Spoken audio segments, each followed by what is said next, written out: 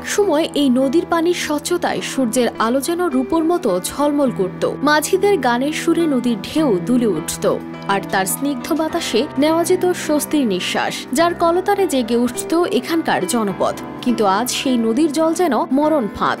বলছি শীতলক্ষ্যা নদীর কথা। নারায়ণগঞ্জকে শিল্পনগরী বানানোর পেছনে যার অবদান ছিল অপরিসীম, কিন্তু সেই নদী আজ ধুকে ধুকে মরতে হচ্ছে, যার পানি এতটাই দূষিত যে এক ফোঁটাও পান করা তো দূরের কথা, তার গন্ধেই দম বন্ধ হয়ে আসে। এই শীতলক্ষ্যা নদীর তীরে অনেক ব্যবসা প্রতিষ্ঠান গড়ে উঠেছে, অনেকেই ব্যবসা বাণিজ্য করে অনেক সম্পত্তির মালিক হয়েছেন এবং ব্যবসায়ীদের দ্বারা অনেক নদীর অনেক ক্ষতি সাধন হয়েছে। তারা নদীটিকে আমি মনে করি যারা গলা টিপে হত্যা করেছে। স্থানীয়দের আক্ষেপ এই নদী দিয়েই অনেকে ভাগ্য গড়েছে, কিন্তু বিনিময়ে তারাই শীতলক্ষ্যার গলায় যেন দড়ি পরিয়ে দিয়েছে। শিল্পনগরীর অক্সিজেন হয়ে ওঠা নদীটি আজ বিষাক্ত কলকারখানার বর্জ্য, নৌযানের তেল আর মানুষের পয়বর্জ্যে তার নীল জল এখন ধারণ করেছে কালো রং।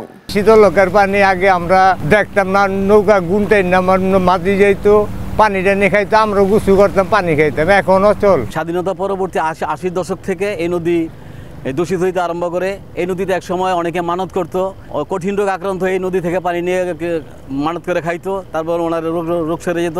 লিলি হালাল বিউটি সোপ, বিএসটিআই কর্তৃক সনদপ্রাপ্ত দেশের প্রথম হালাল বিউটি সোপ, দীপ্তিময় উজ্জ্বল ত্বকের জন্য।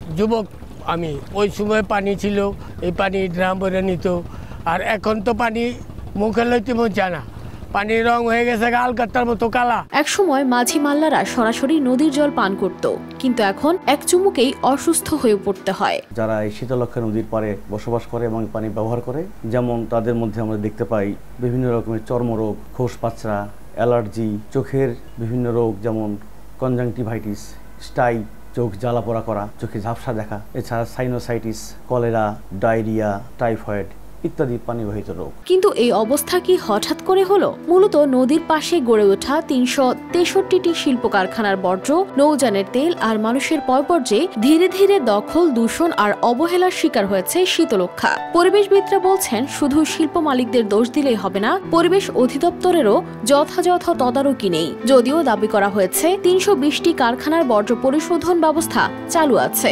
কিন্তু নদীর বাস্তব চিত্র বলছে ভিন্ন কথা।